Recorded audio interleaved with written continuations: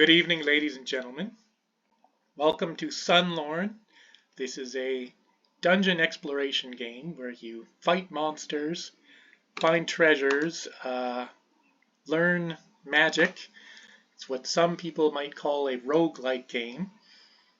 I've posted about it many times on Reddit, but I've never made any videos before of the game, so I thought I'd put one together so that I could show a few people how it works. I'm beginning here at the opening screen at the main menu, and I'm going to launch into a new game. I'm going to go through the whole character creation process. It poses a few questions to me at first. What do you seek? An intrepid journey, a courageous adventure, a legendary odyssey, and so on, etc. I only have one option on this menu available so far, an intrepid journey, so I'm going to pick that one. Essentially, that just reflects on the size of the game that will be generated. This will just be a short game, a small world that will be generated. My next question, who are your people?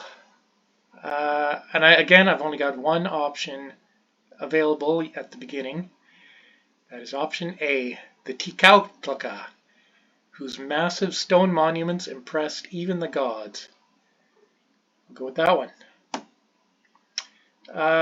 So choosing my people, I mean, that's kind of like choosing your race in a lot of other kind of games like dwarves, elves, orcs. In this one, you always start as a human.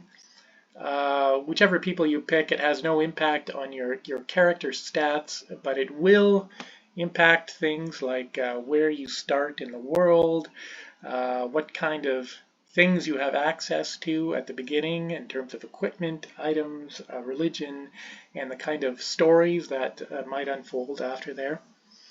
Anyway, next question, what do you revere most? And here I've got the basic 6 D&D attributes: strength, constitution, dexterity, intelligence, wisdom, charisma.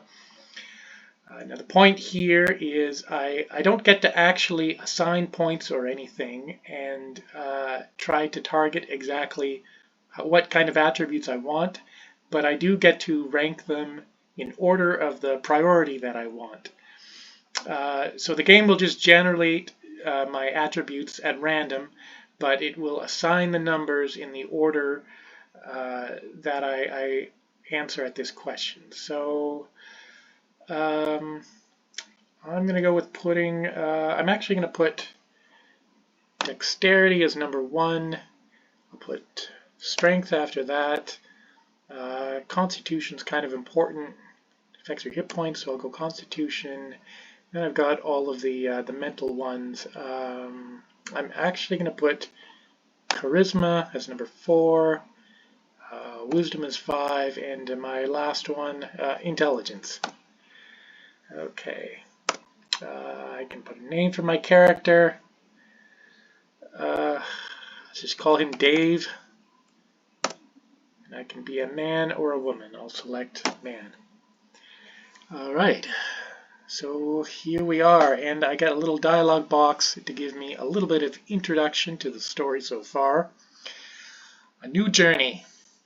Dark clouds were passing over the Tikautlaqa nation, while meager harvests followed one after another, and the deer seemed to vanish from the forest. New enemies arrived to skirmish within the Tikautlaqa, in the lands where they had roamed uncontested for generations.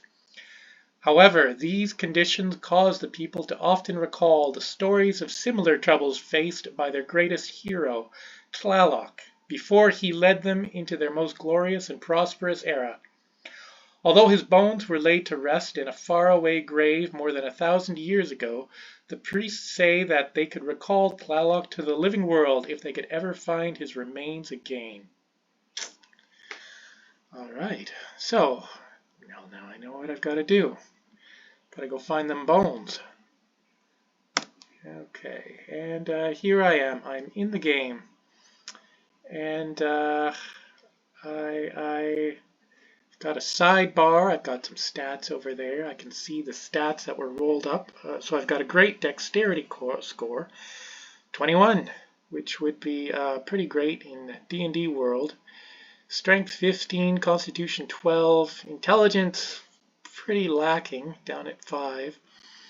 I could see some other familiar stuff. I've got a hit point meter, a mana meter. I have an air meter. You know, so I can be careful not to drown. My burden is minimal. My move delay is 100. That's a typical walking speed. And there, I can see that there's a few people around me. And the sidebar kind of shows me the names of the creatures nearby, as well as what equipment they've got. So I can see there's a Teotihuacan warrior. There's another one, and then there's an ordinary man and one woman. One of them has a stone mace and a shield. The other one has a stone axe. The warriors, anyway. So I'm going to move around a bit with the keypad, as per usual. And I'm going to bring up, it says at the bottom, if I hit the question mark, I can show my controls. So these are all the things I can do. I can apply items, close doors, drop, equip, fire and reload, various things. I'm just going to walk around a little bit first to explore. I've also got a far look command with X, so I can hit that and move the cursor around to tell me what I'm looking at. So these sort of light brown tiles here, that's the trail. There's some grass, that's all the green stuff. I see a bunch of buildings made of yellow walls. This tells me they're made of palm leaf walls. There's something in front of me here. There's a dog. She is indifferent to you. You'll also notice on one side this little yellow line. It says that this is a grassy slope. These are actually contour lines that show you the elevation of the map, because you know, as you go, you can go sort of uphill and downhill. Anyway, I'm going to move around a bit. So I begin right in the heart of a fair-sized town. There are, in fact, a lot of useful things you can do in the town. There's various shops. There's one right here. This one looks like a potion shop. I can look around and see there's a violet potion, a hazy blue potion, turquoise potion, etc. The shopkeeper is down there in the corner. He's wielding a club in case any thieves try anything. Now, I don't actually start the game with any money, so I can't go shopping for anything right yet. But once I do get some money, you know, I can come back here, start purchasing better equipment. By the way, I may as well bring up my inventory. I have a few starting things. Let's see, I've got a quarterstaff and a sling, 8 rocks, a small shield, a leather cuirass, 2 tamales, in case I get hungry, a fire kit, and 3 torches. So I may as well put on my armor right now, so I don't forget before I meet any monsters. I'll equip that, and I'm going to equip my sling. I can use this sling for firing rocks, so I'll just ready the 8 rocks as my ammunition. But then I'm going to put that away, and I'm going to ready my quarterstaff. Now in this way I can easily switch back and forth between my quarterstaff and my sling by using the capital X command, so I can switch between melee and range combat as needed. I'm going to walk around a bit more, and okay, so here is a big gray building I was looking for. This is a temple, and I'm going to go inside here. I can see there's 2 people. There's a Quatli of Teotihuacan, 2 of them actually, and it's a big room.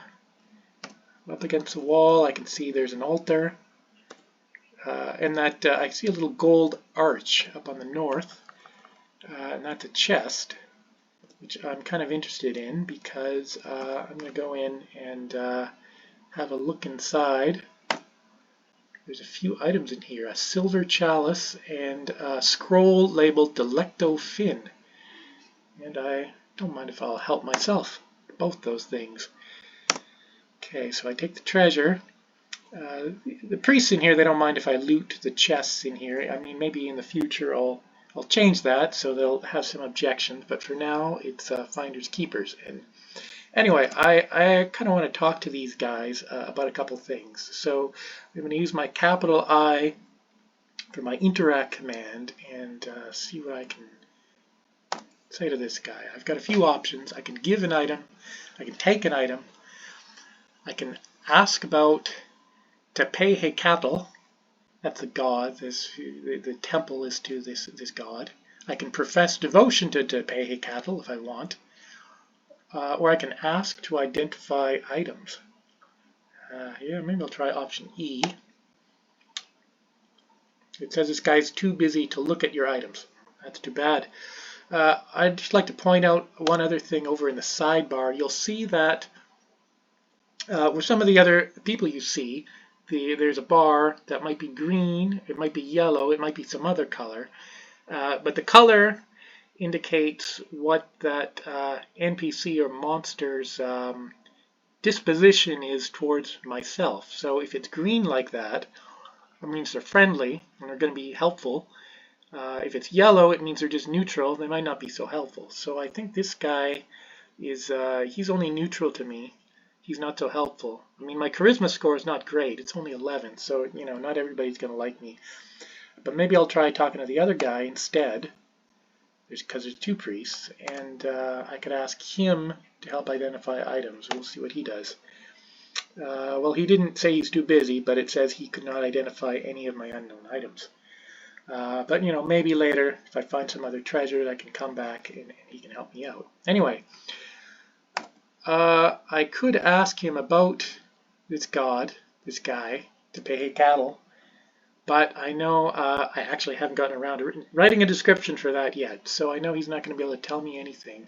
But I'm just going to jump in, and I'm going to say that I profess my devotion to Tepehekatl, D. Bam, and that's it. I'm part of the temple now. A Quatli of Tepehekatl welcomes you into the temple of Tepehekatl. He reveals to you the method to cast Create Fog. Oh, wonderful. Okay. I see from my controls that I've got a key for Use Power that I can operate now. If I hit Z, I can see that I've got a little list here, and I've got an option to create fog. Let's see if I can describe, if there's a description for that. Create fog. This spell will cause a cloud of fog to suddenly condense, obstructing vision and providing cover from ranged attacks. Okay, so I'll try to remember that in case I get into any trouble. Abort. All right, back to walking around. So you can't really talk that much to the people in the town. They don't have a whole lot to tell you yet. I got to work on that. But I know that there is around here an entrance to a dungeon that I can explore. Try to find some treasure, fight some monsters. Oh, there's an eagle over there. Right now I'm on the surface world, which is actually pretty big. I can walk around here for a pretty long time, and it just kind of like continually will procedurally generate the landscape as I'm walking around. So it actually seems pretty seamless. It's not like you're transitioning from one level to another. This guy over here is a bison. He is wary of you. I can see on him his bar is orange. That means he's unfriendly. He's not hostile. He's not going to kill me right now, but he's not that happy about me. If I try to go, see what happens if I go closer to him. It says the bison grunts slowly at you. He does it again, because if I try to go too close to him, he gets upset, and if I stay here, he'll become hostile, and then he'll kill me. So I'm actually going to leave this guy alone. because I don't want to deal with him. Oh yeah, so these big blue blotches here, these are little lakes breaking up the landscape.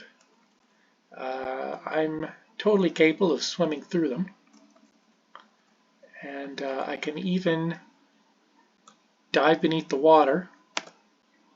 And from down here I can't really see anything that's up on land. You'll see as I move around, my air meter will start to go down. See, it already says I'm getting low on air. You're almost out of air. Uh-oh, I'm going to drown. You're about to drown. You emerge from the water. See, it automatically makes you emerge if you're on the verge of dying.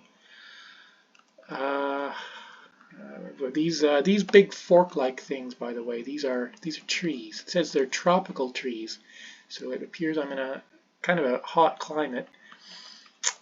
Anyway, I just wanted to take a little stroll outside. There's actually, oh, there I can see something, a gray asterisk over here, which is a rock. I should collect rocks because I can use them in my sling. It's actually kind of useful at the beginning of the game to have rocks. There's another one up there. But there. Anyway, I could just sort of wander around and explore for a long time, but at the moment there's not a whole lot to do out in the wilderness. So I'm going to go back to the town. Here's a road on here. I'm going to use a auto travel command and just zip back down to the town really quick. Oh, it's starting to get darker out. Must be getting close to nightfall, but won't matter where I'm going. Okay. I see something that looks like it might be a dungeon. It's a little room with stone walls and a door. And there's a signpost out front. There's an orange fork here. These are torches, by the way, and you can see that it kind of radiates an area of light. The sign reads, "Abandoned mine, beware." Right, I'll be careful. So I'm just going to check. I've got my armor on. I've got my quarterstaff ready. I've got some torches, which I'm going to need in a moment. And there is a staircase. Here we go. You go down the stairs, and I can't see anything, only black. So I better light up a torch. Okay, I'm in a small room with stone walls. There's a door. Let's have a look outside. There's a little corridor.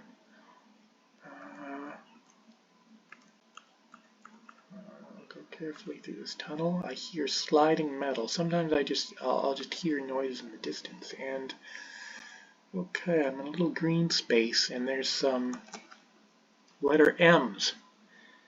One is a glow moth, and the other one is an Anthroptera enchanter. Let's see if there's some descriptions for these guys. You see a glow moth flying over a shrubbery. Press I to learn more about this creature. What do I know? A glow moth. By an unknown process, the body of this large moth emits a dim light. Interesting. What's this other guy down here? Enchanter. The Anthroptera enchanter. Anthroptera stand about 2 feet tall on 2 legs, but can also flutter around with their moth-like wings. They have developed their own language, with which they can boast intelligence no lesser than any human. Some brandish weapons and armor forged in their own smithies, and others learn to comprehend the gods and the secrets of working magic. It's interesting. So these guys are both neutral to me, so I won't try to kill them. What's this over here, though? This red tile. A paralytic dart shooter. I'm going to try to be really careful around that. Actually, I'm going to search around. I have a search command, which I hear the hiss of escaping gas. It could be bad. Okay, so I've searched and I found a pressure plate next to the dart shooter. I think I'm going to avoid that. There's a door on the other side, though, so I have to think about how I'm going to get there later. For now, I'm just going to go the other way. Oh, I'm learning new magic. Tepehe Cattle elevates you to the rank of Motlalolchketl. These names are taken from Nahuatl, by the way. He reveals to you the method to cast Gale. Okay, now I've got more spells. I've got Create Fog and I've got Gale. I know I haven't written a description up for the second one yet, but essentially it lets me to shoot wind, push my enemies away, knock them into walls. Oh, okay, he's giving me more stuff. I can cast Deflection. That's another. That one will protect me from people shooting at me. Oh, wait a second. I've stumbled into a spider web. I'm trying to escape.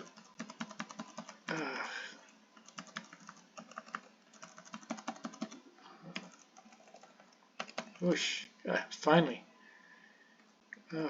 I had to increase my strength. It took me a lot of tries to get out of there. But that kind of varies depending on your strength level. Let me just check the message log real quick.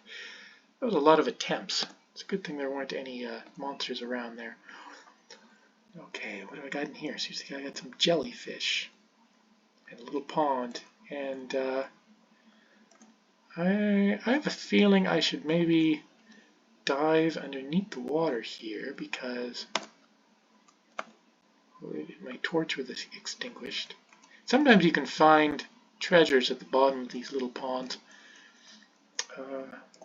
Light my torch back up. Okay, nowhere else to go from here. I have to go back through that spider web, I guess.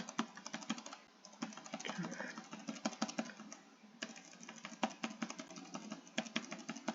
Boy, it's sticky. I don't remember it being this tough to escape from there. Okay. Oh, Moss Man. What do we know about this guy?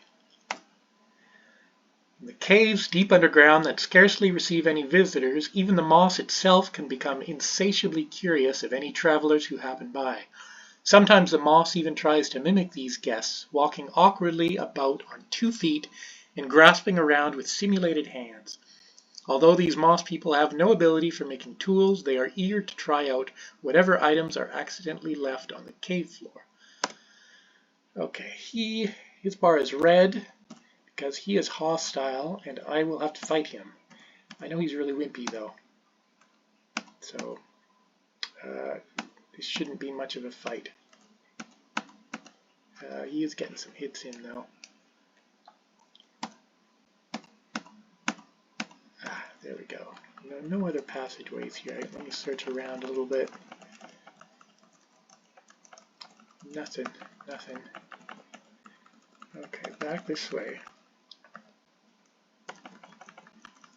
I'm just going to search up and down this corridor a little bit because there's got to be some kind of exit. Okay, nothing here. Back to the spider web. Starting to get hungry.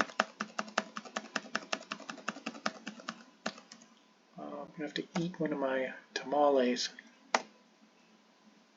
Okay. There's nothing at the... Let me just search the end of this cave again.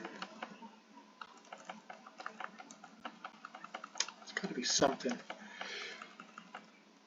I don't want to kill these jellyfish. Okay, I guess I'll just have to run through this trap.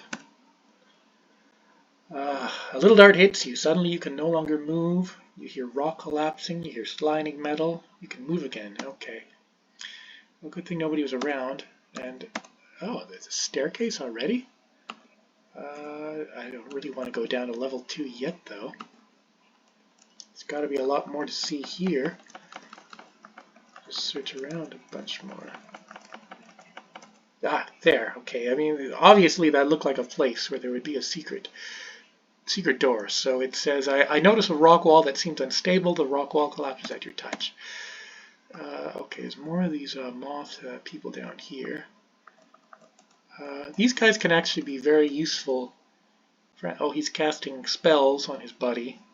The Anthroptera Enchanter gestures with his antennae. The glow moth is suddenly moving much faster. These guys can be very useful. Oh, there's something there. A carrot. I'll take that. They can be very helpful friends. They can also help to identify items like the priests, and they can cast useful spells on you and stuff. But I don't have anything they want. Oh, okay, so here's a guy who looks a bit dangerous. The Erminid Robber. And I can see that he's got an iron dagger. So these guys, I haven't written descriptions for them yet either, but picture something kind of like a cross between a human and a weasel. They're these kind of rodential but smart little guys. Not that tough, but sometimes they're a bit tricksy.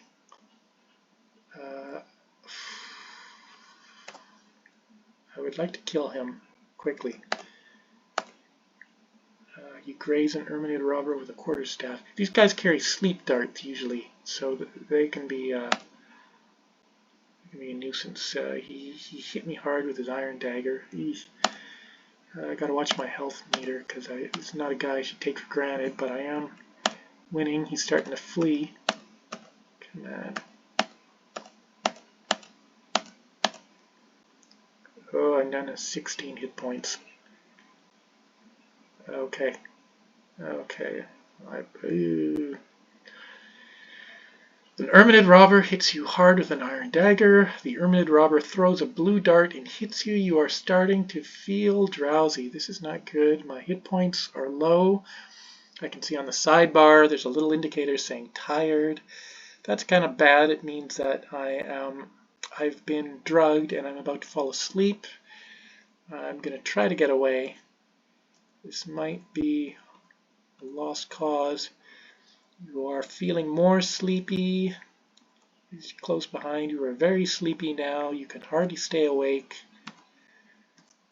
You fall asleep. You wake up, and he's right there with his iron dagger. And I'm almost dead. I gotta check my inventory though, because these guys take things from you when you're sleeping. Okay. I think I got all my stuff. Everything I remember is there. Anyway, I'm at 8 hit points. I better get the heck out of here. Oh, wait. My spells. Maybe something could help. I should have done this before. I'm probably going to be dead now, but if I had used the fog spell, I could maybe have covered my tracks. Okay, maybe I can. I'm going to use Cast Gale on him, which should. The